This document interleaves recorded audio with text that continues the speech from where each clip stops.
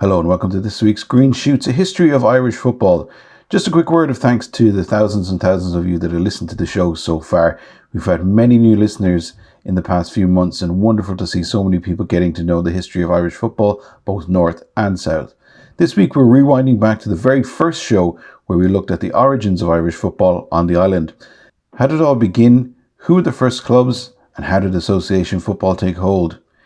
Here is our very first show. The origins of Irish football.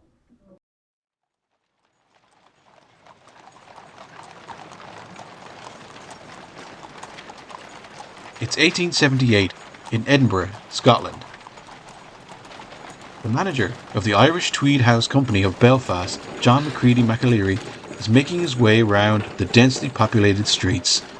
It's a busy place, crisscrossed with railway and tram. As he rounds a corner, he can hear a crowd shouting and cheering. He manages to make his way to a point where he can see what it's all about. On a field in front of him are men running around with a ball at their feet. This is new. He's never seen anything like this before. As the match ends, John shuffles off with the rest of the crowd. On the boat back to Belfast, he just can't get it out of his head. Excited about this new game he's seen, he thinks, what if we had something like this? When he gets back, he petitions for an exhibition game in the city. And with the help of Ulster and Windsor rugby clubs, on the 24th of October 1878, two Scottish teams, Queen's Park and Caledonian FC, play at the Ulster Cricket Grounds. And that's how Ireland starts its footballing journey. Or, at least, that's how the story goes. But is that really how it all began? Could it really be that simple? Well, let's find out.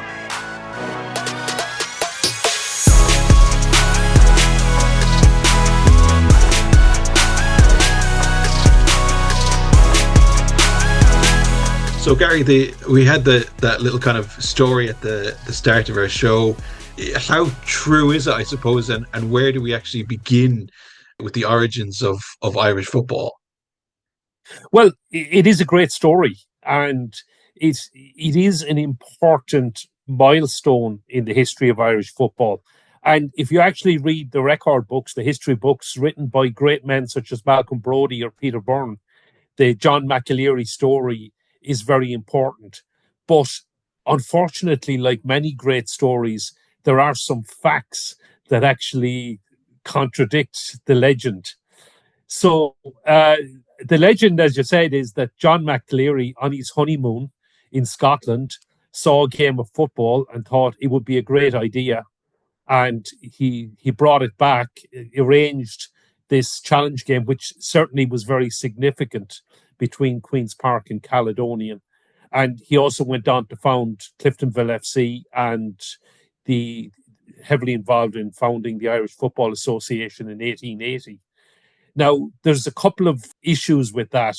The first issue is John McAleary didn't get married until 1879, so the exhibition match was already held. He presumably hadn't gone on honeymoon at this stage. But even if he was in Scotland, there is history and historical records of football having been played on this island before that exhibition match.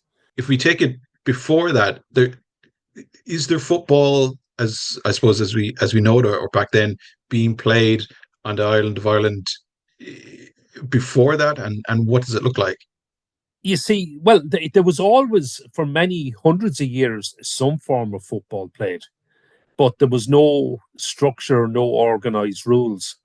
I suppose if you take it into the history of the sport in these islands as well, which is probably more important than how it spread, in that I suppose what we know today as rugby football or rugby union was the two sports probably they split more than anything else. And even that legend is not correct. I mean, the legend is that I think it's 1823, in rugby school in England, William Webb Ellis became the first man to run with a ball in his hands.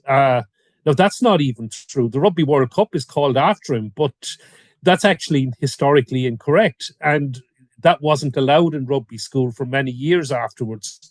And they reckon the first man in rugby to run with a ball in his hand was a guy called Jem Mackey, who was expelled in disgrace. And so they gave the legend to William Webb Ellis. So it should be the Jem Mackey Cup. That Look at this. Anyway, We're busting all the myths here. well, I mean, that's actually not my research. That's actually been well researched and probably ignored. But from a football point of view, there were some clubs in England, and in 1863, the Football Association was founded, and they came up with what are the laws of the game. And the first international match was England-Scotland in 1872. There was the first FA Cup. And there was a bit of a schism between football and rugby at the time. And so if you're talking about something like association rules, you're talking about football. So football thrived in England and Scotland. It was mainly in England in the public schools. It was very much a middle-class game until, let's say, a lot of the clubs in the north introduced professionalism, brought players down from Scotland, etc. There were actually different rules in Scotland as well, but we can come on to that at more at a later stage. But from organised football on this island, there's some things we can't really confirm. I mean, there's a Coleraine football historian, Grant Cameron, who insists that there was games played by Scottish soldiers in Coleraine in the 1860s. Cliftonville Football Club, founded in 1879 by John McAleary, is generally considered to be the oldest football club on this island. Now, that is disputed. Limavady still claim there was a club called Alexander, and there certainly was an Alexander Cricket Club in 1876. And they insist that they had the first football club. And is it the? And again, not getting into so much into the argument, but is it a sign of the time though that there is football going on, not just in kind of, we'll say, concentrated areas like up in the north, Belfast, or in the east in Dublin and stuff like that. There's an all Ireland encompassing thing here where there's football being played. It might not be the football that kind of generally sets itself along the same rules as each other, but they're playing a game of football across the island. Yeah, definitely. And so that's where those disputes come from. It's those, oh, we started this time, we started here, and it kind of dots around. Yeah, and I mean, some of these cases were rugby clubs becoming football clubs. So there was definitely football happening. Okay, so there's reports of football happening in Tuam, in Galway in 1875-76. A newspaper called the Cork Constitution. What a fantastic name for a newspaper. But on the 28th of November, in 28th of November 1877, the Cork Constitution reported on a football match played under association rules in Mallow, County Cork, between Pens of Mallow and Lismore of Waterford. And the game ended in a scoreless draw. Now, there's reports there was meant to be a rematch, but it never made the newspapers. There almost certainly were other football matches happening at this time all around the country. There was reports of games up in Westmeath, in Kings County. In fact, there's a strong argument that Sligo Football Club were actually founded before Cliftonville in 1879. They appear to have been playing games in 1879, 1880 and 1881 and have a much stronger argument than Alexander or Limavady to being the first football club on this island. But that seems to have... So that means actually there was a Sligo rugby club that probably switched to football around that period. But really, football grew organically. Now, that's not to take away from the importance of that game in 1878, because that was a big deal. That was a major game. Two Scottish sides were brought over. But it also has to be said that in 1854, DUFC, Dublin University Football Club, now it's generally accepted as Trinity College and it's a rugby club, but they were part of a Scottish plan to organise games in Dublin and Belfast in 1876 and 1877. but they actually fell through. And there's no record of those games happening. So, but definitely in 1878 in Belfast, Queen's Park played Caledonian. Queen's Park won 3-1. It was organised, as you said, by the two rugby clubs, Windsor and Ulster football clubs. The admission money, gentlemen paid 6D to get in, ladies were free. Like a day at the It was races. certainly, well, it was Bring your very top hat and much, tails.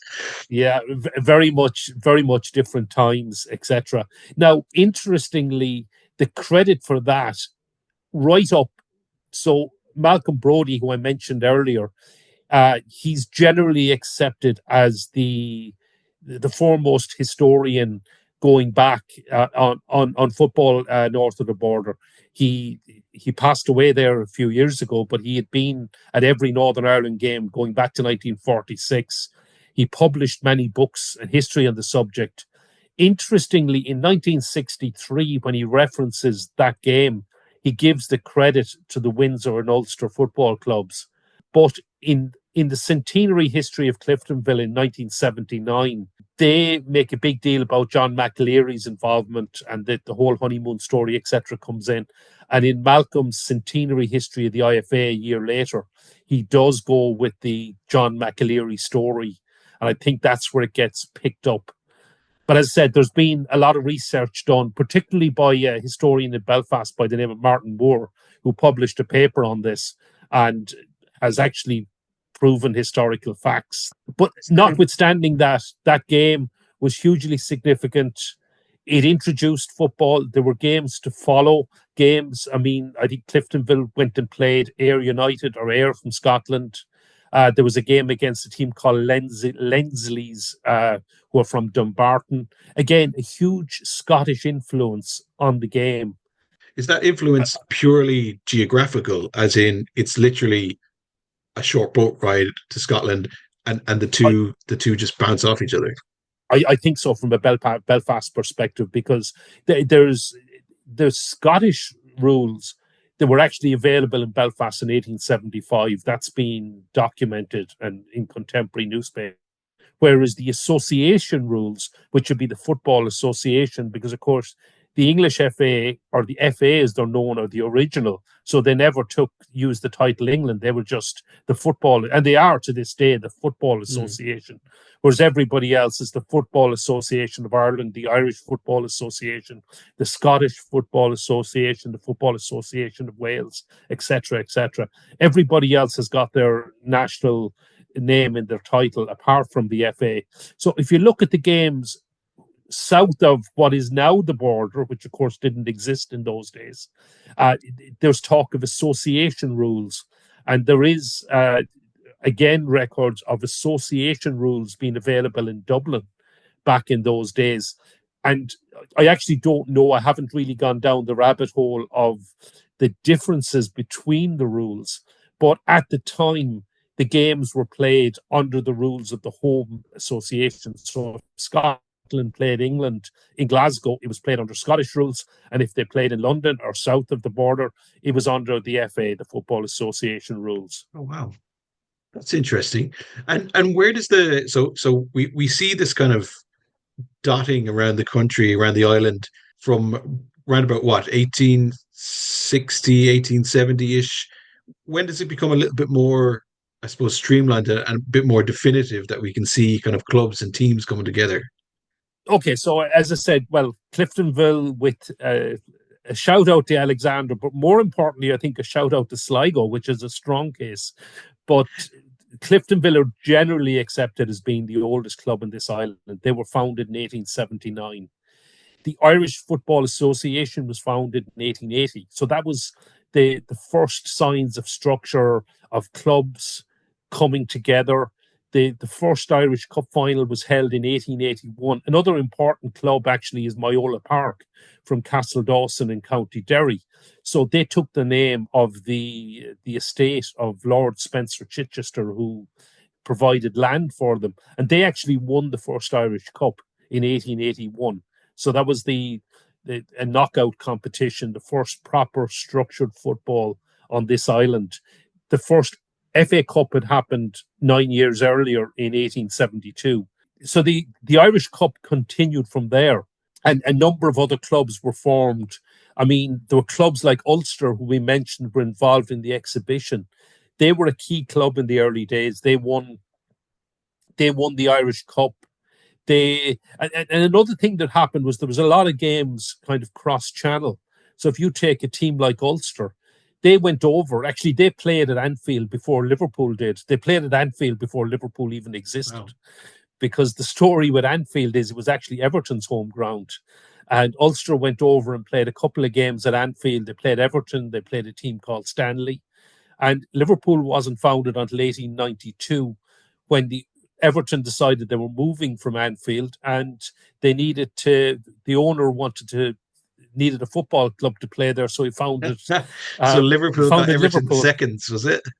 Well, it's and so as I said, Ulster played at Anfield long before Liverpool even existed, and actually Cliftonville, Liverpool's first season of existence, one of their opponents were Cliftonville, who travelled over to play them in their very first season. So strong links going back there as well. So as I said, there was the first international then was played in 1882, when England defeated Ireland by 13-0 at Knock in East Belfast. So it remains a record win and a record defeat. I was just about to say, I think that's still our worst defeat, isn't it? Yeah, thankfully. So. and who's playing this game? Is it the, I suppose you call them the British establishment, or is there a mix? Is it ordinary people, Joe Soaps getting together, playing their own football teams? I suppose the upper class, is it lower class? Who's playing this game right now at these times? So in England, it had become kind of a middle class. So initially, the likes of Cliftonville and Myola Park would have been seen as middle class teams. I mean, Cliftonville were a gentleman amateur club right up until the late 1960s. But if you take clubs that were formed like Distillery, and Distillery are still going to this day, they were workers, so ordinary manual labourers who were playing on a Saturday. So there was a few other clubs like that. So it was a bit of a mixture. And what you also had were army teams. So it was a team like the Gordon Highlanders, who were based, so they were a Scottish Army regiment based here. And they actually won the Irish Cup as well.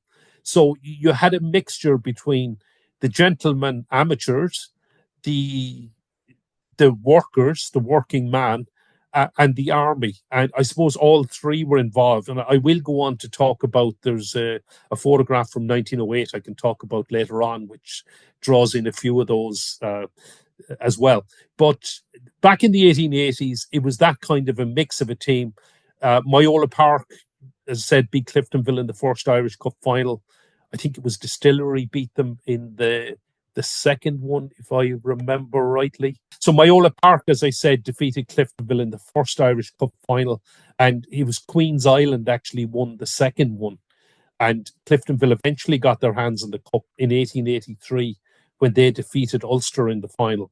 I suppose at the time, does it capture the imagination of the public, or do we see crowds of the tens or the hundreds or the thousands, or how is it capturing the public imagination at the time?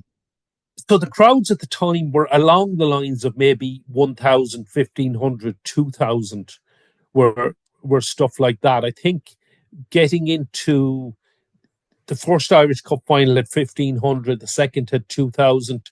I think you're getting well into the, I would say you maybe were getting 6,000, 7,000 in the 1890s, but you actually had to go, the first 5-figure crowd, I think, was 1905 when Distillery beat Shelbourne in Belfast. So it took a while to really capture the imagination. Is there I suppose, what you might call a divide here in terms of Ireland, of course, at the time is not a republic yet. So where, I suppose, is there sectarian lines here? Is there do we see those start to develop that early in terms of like Protestant clubs, Catholic clubs, those kind of things along that kind of skewed divide?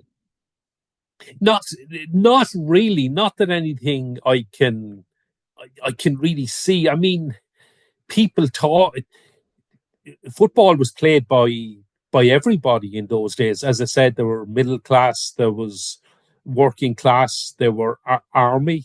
I mean, people say the Bohemians probably traditionally were a Protestant club and that they were founded partly anyway for the the orphans of the army, and there was links with Trinity College, I believe. Some of these may be myths actually, so they need to be um, but the reality is that Catholics, Protestants, everyone played the game. So there wasn't really anything along a sectarian divide in those days. Or certainly nothing that I'm aware of. How does it kind of kind of move on through the decades? Because it kind of goes from, I suppose, this kind of fringe sport with competition with, let's say, rugby, kind of horse racing, cricket, those kind of established games that were kind of already there. And in the space of a couple of decades, it's ramping up into, you know, 3, 4, 5,000 people watching this game. So is it simply a case that it just really captures the imagination of people, and they want to start their own football club, and the town down the road wants to compete against their neighbors, so they start a football club, and it kind of works like that. Yeah, I think that's the way it happened, really. I mean, originally it was Belfast and the surrounding districts, although I suppose Castle Dawson is quite a distance from Belfast. But typically the first club in what is now south of the border, first club in Dublin was Bohemian FC. So Bohs were founded in 1890. Shelbourne were founded in 1895. And they were kind of the two powerhouse clubs in Dublin for many years. I mean, they met Shelbourne won the cup in 1906, but the Bohs actually met Well, Shelbourne in the Shelburne would 19. argue they still are. They still are Well, after last season. I'm not. The Bohemians were very much so as well. I'm not getting into that argument, but I mean, Shelbourne won the Irish Cup in 1906. They actually met in the Irish Cup final of 1908 in Dalymount Park. It went to Bohs won after a replay. They met again in 1911, and again it went to a replay, but this time Shelbourne emerged victorious. So that was kind of the start of football spreading around the country. But I will go back to my own hometown of Limerick, because in November 1891, the Black Watch, now they were an Scottish army regiment based in Limerick. So they played in the Irish Cup. And so the first record of senior football I can find in Limerick and in the Markets Field is on the 7th of November 1891, when the Black Watch played Linfield Rangers and defeated them 5-2 in the Irish Cup. And they actually went on 3 weeks later. They played the Lancashire Fusiliers and defeated them 8-2. Actually, went all the way to the final of the Irish Cup and lost to Linfield by 7-0 in the 1892 Irish Cup final. So, and the descriptions of the newspapers at the time were talking about really large crowds. I didn't see in attendance, but really large crowds turning out in Limerick to watch these games. But it didn't catch on. I mean, there was a report that they were expecting a club to be formed in Limerick shortly after that, but it never really happened, and that there wasn't senior football for almost half a century after that. So it even as you go into the 1890s, into the 1900s, the game is mainly played in Dublin and in the northeast of the greater Belfast area. So, as I said, there were teams like Myola Park, Glenavon from Lurgan were involved as well. So it's not just, I don't want to just restrict it to Belfast, but there was, Derry Celtic, St. Cullum's Hall Celtic from Derry, they got the Irish Cup finals as well in the 1890s, in the early 1900s. But so it wasn't just restricted to what is now Northern Ireland, to Belfast, but certainly in the Republic, it was mainly Shelbourne and Bohemians. I should also mention the only other club from the Republic from the South to play in the Irish League was a team called Tritonville from Dublin, who played for one season, I think in 1912, 1913.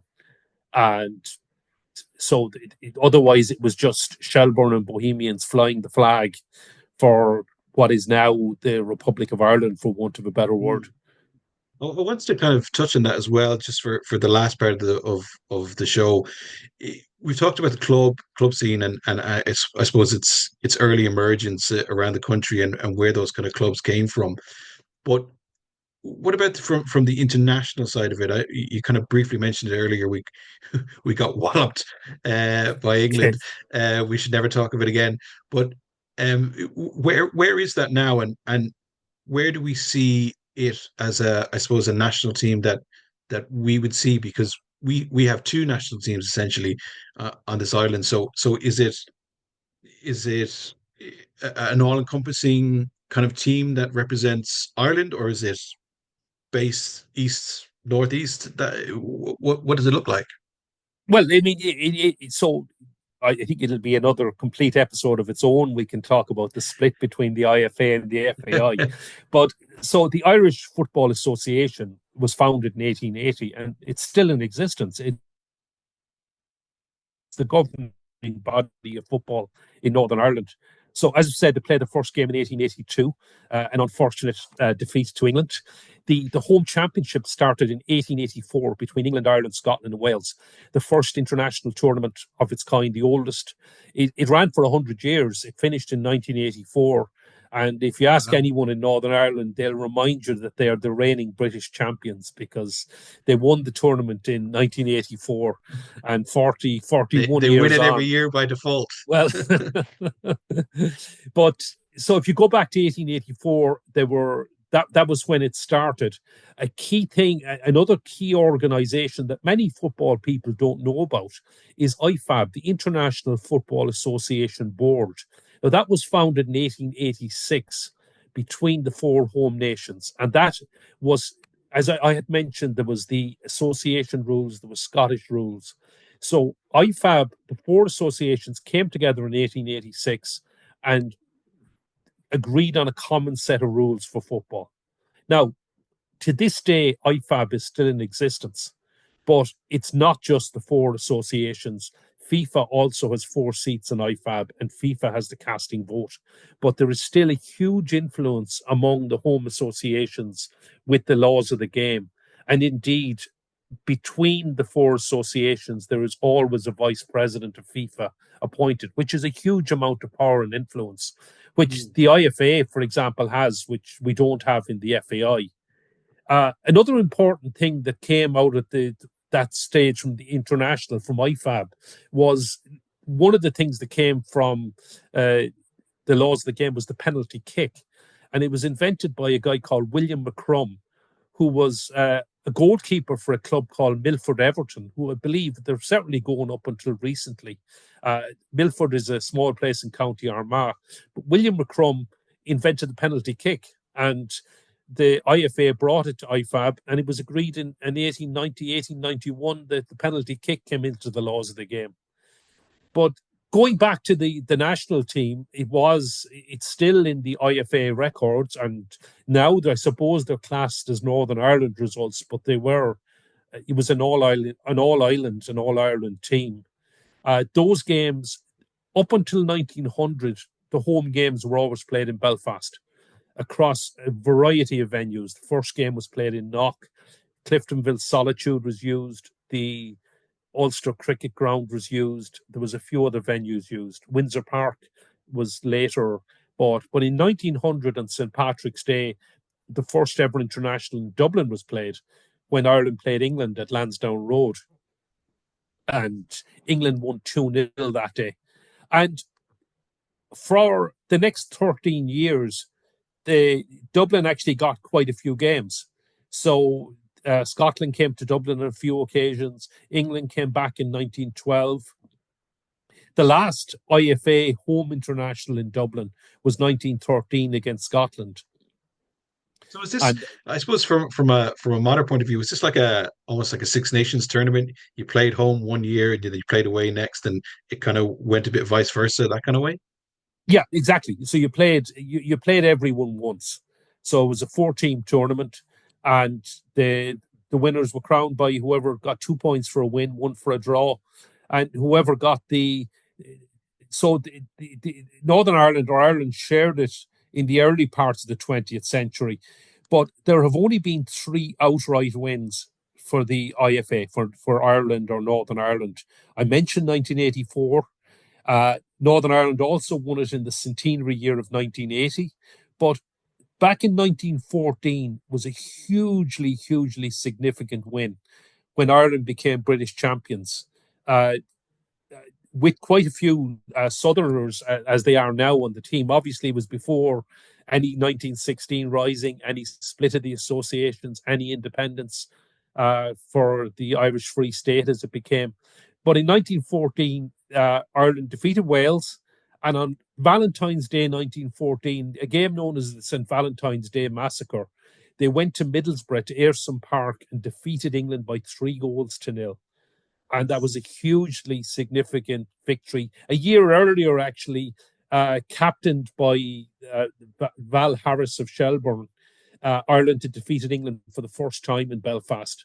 But the year later, to go and win at Ayresome Park, and a draw with Scotland was enough to secure the home championship of 1914, and Ireland were outright champions. And It's just like I just want to say, it's like a confirmation of all the stuff that had gone on. I suppose that the work that had gone on behind the background with Irish football in terms of did the other associations take Irish football seriously? Like, did they just see it as this kind of like outlier out there? We don't really have to take them seriously. They're not really that good. So, whatever. And they were kind of like on the fringes. They were in the tournament, not really taken seriously though, until they began to do this. yeah, I mean, traditionally, England and Scotland were the powerhouses of the tournament. I mean, Wales and Ireland were, I suppose you could say, not taken seriously, but they didn't get too many wins. I mean, Ireland's first goal came against Wales, but they still lost 7-1. But gradually, they got the odd draw. Silver They got a win linings. against. Yeah, they got a win over Scotland. They got and over time, I'd have to look at the records, but Ireland were certainly competitive with Wales over time. But typically, it was Scotland and England, and Scotland were hugely competitive in the early years, and they would often beat England or be better than England. But so that win in 1914 was certainly a bit of an outlier. Uh, and as I said, Northern Ireland, the IFA did go on to beat England in 1927, but there weren't too many wins. I mean, there was, off the top of my head, there was a win at Wembley in 1957, 1972, but it was rare that they actually got wins over England in the home championship, and that's over 100 years. I mean, you're Mm. talking a handful of wins.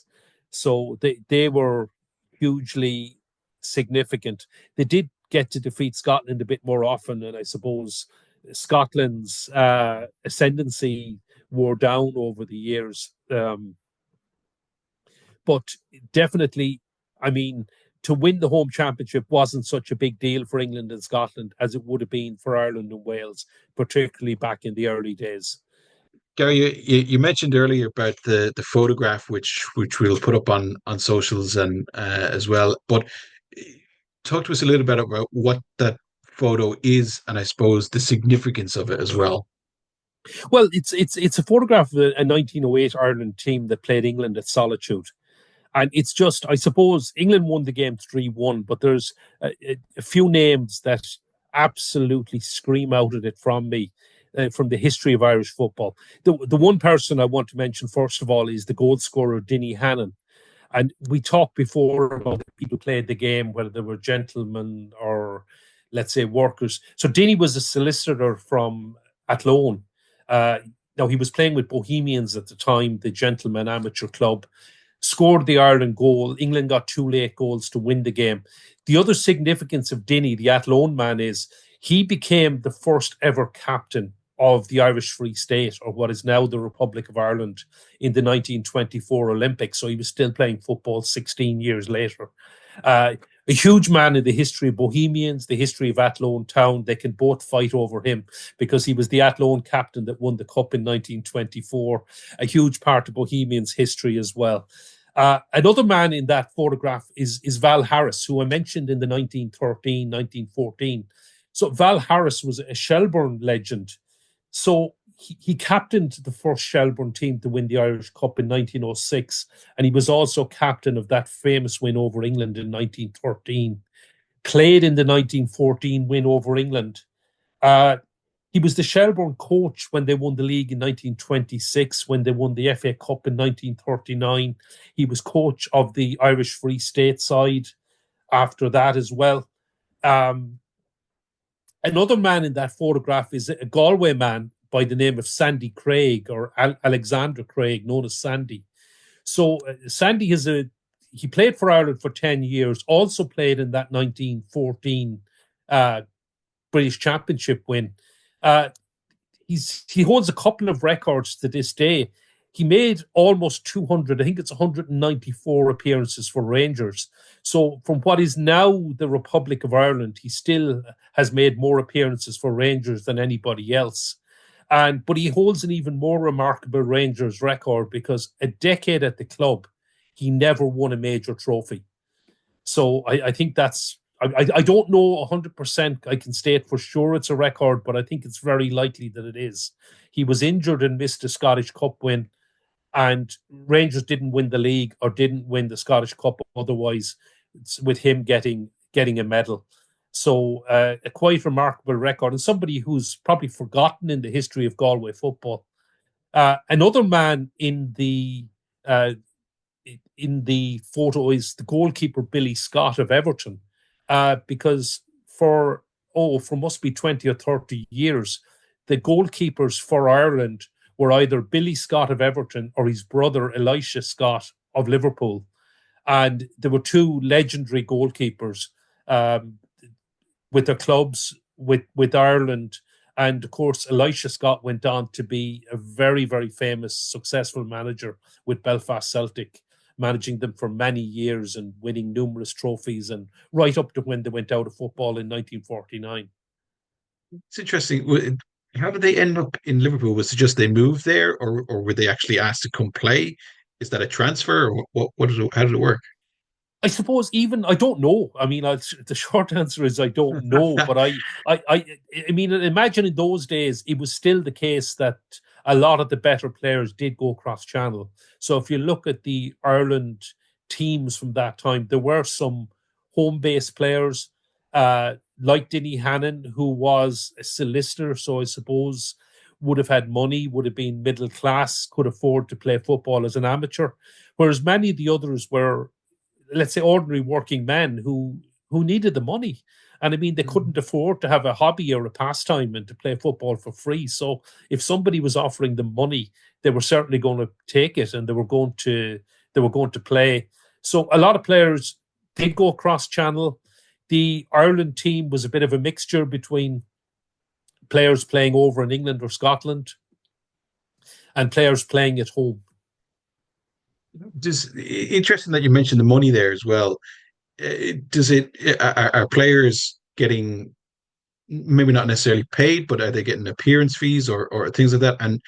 And does it, I suppose, change the game in terms of, do players now say, well, if you want me, you're going to have to pay for me? Is there player strikes on the horizon for better pay? Those kind of things. Did these kind of things start to emerge early in the 1900s? So yeah, there were definitely strikes. I don't have a huge amount of detail on, certainly on this island, on strikes. I mean, some clubs were, like Cliftonville and Bohemians, were amateur clubs. They both remained strictly amateur, gentlemen amateur clubs right up until the late 1960s. Clubs like Shelbourne, Ulster, etc., Distillery, they were working men clubs. So they were certainly people who were being paid by their employer. They were given extra time off for playing football, etc. In some ways, I suppose they were typically still amateur, but they were there were certainly privileges to being a workplace team. If you played for a distillery, for example, you might have worked in the distillery helping to make whiskey, but you did get time off or extra time for playing football, etc.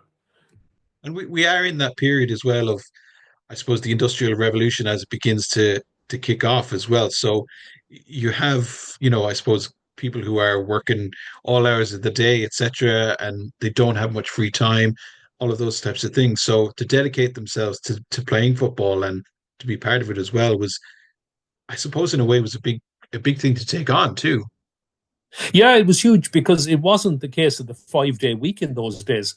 I That's mean, right, yeah. you worked Monday to Friday. You also worked Saturday morning, and I suppose it was only the advent of the 5.5 day week that allowed football to happen at 3 o'clock on a Saturday. So the Mm. working man, and I don't mean to sound sexist, but it was very much a male dominated sport at that time. The working man would finish work and could go and watch football or go and play football.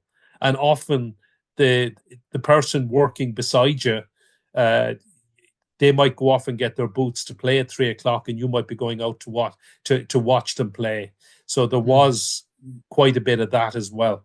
To loop it all the way back to our story at the start of the show, we've kind of established that the milestone there with McAleary and football coming to Ireland, etc.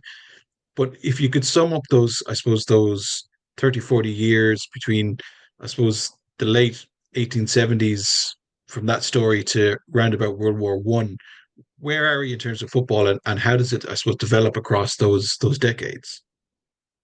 So yeah, I mean, it had that was this. So McAleary, certainly that 1878 game, whether it was organised by McAleary or not, was certainly a significant milestone. There was certainly football being played on this island before that, either by Scottish rules or association rules. The the founding of the IFA in 1880 obviously was hugely significant. The founding of the Irish Cup in 1881, the first international in 1882. The crowds grew significantly, but they grew from maybe 1 or 2,000 to crowds such as 10, 12,000 would have been the norm. Another significant factor was Bohemians purchasing Dalymount Park in 1901. So, as I said, the first international in Dublin had been in 1900 in Lansdowne Road, but by Bohemians moving from the Phoenix Park, where they were founded in 1890, to Dalymount Park in 1901, that provided a football ground which was capable of hosting Irish Cup finals, of hosting the Ireland national team. There were a number of games played there. And football certainly grew right through the early years of the 20th century, and it became a huge deal. You can see that in the newspaper columns it used to occupy as the years went on as well. It's very hard to get details. A lot of football went unreported back in the 1870s, but by the early 1900s, right up to the outbreak of the First World War, there was football was certainly much more important. Those national team games were big events. And I even go back to the 1906. I mentioned Shelbourne were the first Dublin team to win the Irish Cup. The newspaper reports about Ringsend and Sandymount of tar barrels being lit, of mad, wild celebrations that went on for so long. It was a huge. Shelbourne winning the cup in 1906 was a huge deal. And some of these get airbrushed. I mean, a lot of the history of football on this island, and let's say what is now the Republic of Ireland, before 1921 gets airbrushed out of history. But I mean, Bohemians winning the cup in 1908, Shelbourne won 3 Irish Cups. Well, they won 2 on the pitch and 1 by default. None of the clubs actually won the league. Shelbourne were runners-up one year. But there's a huge deal. There was huge history here. There were a lot of football internationals played in Dublin, which are generally, I suppose, forgotten about or written out of the history books. But it's the foundational period, though, isn't it? I mean, this is where it all begins and where it begins to grow and where it begins to grow in terms of the kind of football that we even see now, which is football embedded right slap bang in the middle of communities in housing estates. A lot of stadiums now, even in the League of Ireland, slap bang in the middle of housing estates. So very much community based football that begins in that earlier period. Absolutely. It's very much the people's game. I mean, it was the game of I suppose I said it was the game of everyone, but it was very much the game of the working man. I mean, rugby had probably been established earlier. The IRFU was founded in 1875, but rugby very, very much was a middle class, upper class game. And even to this day, with the exception of Limerick, it is still strongly a middle class, upper class game. Whereas football became the game of the working man. It was very much in the cities. You had Bohemians on the north side in Phibsborough and the Phoenix Park. They were the north side team. You had Shelbourne in Irishtown, Ringsend, Sandymount. I know they were the team of the south side. I know they're in Talca Park today, but they're very much, their roots are in Ringsend and in the south side of Dublin. They were teams that were followed in the community. They mattered. They were local teams. And those two clubs are still hugely influential in football to this day. As you said, Shelbourne are our current champions. Yeah, and don't forget as well the I suppose the company teams too. In terms, you mentioned distillery and so on, and I know ones came later too. So these weren't just football clubs. They were football clubs where you went to work with the fans, you went to work with the players, and those kind of things too, as well. So very much the building blocks of a footballing community. I know in our next episode we're gonna take it from around about that World War One period, which I suppose during that World War One period you could probably take a few stories to make up its own episode as well, just to give us I suppose a brief insight into what people might kind of see coming next. What do we see next coming in the next, I suppose, 5-10 years of Irish football from that period on? Well, I suppose the next big thing, and we go on to talk about, would have to be the split. There wasn't that much football happened during World War One. International football was stopped. The schism, the split, whatever you want to call it. And the good thing about it is the actual history is not in dispute. So we can talk about what happened and how the association split, but there is no dispute between the historians north of the border or south of the border on what actually happened. It's generally agreed. It's generally accepted as fact. So, and I suppose we'll very much focus from there on south of the border and the FAI. But in 1921, the Leinster Football Association, as it was then, broke away from the Irish Football Association. And that's a huge story. It's a podcast all on its own. And indeed, it actually happened prior to the partition of this island. So the Leinster Football Association, which is often forgotten as well, broke away from the Irish Football Association before the war, before the War of Independence had concluded and before Michael Collins had signed the treaty, etc. So there's a football history that actually happened in conjunction with a very, very turbulent time in the history of this island as well. Absolutely, yeah. And we'll cover that in the next episode. Really interesting time. Revolution off the pitch and on it as well. Gary, thanks very much for joining us. Great, thanks. Well, that's it for this week's show. My thanks again to the thousands and thousands of you that have listened to the show so far. We're only just beginning, and with your support, we'll be doing some great things over the next year. If you're new to the show, why not go back and listen to all of our previous shows to see how Irish football has developed over the past 130 to 140 years. Normal service resumed next week. Bye for now.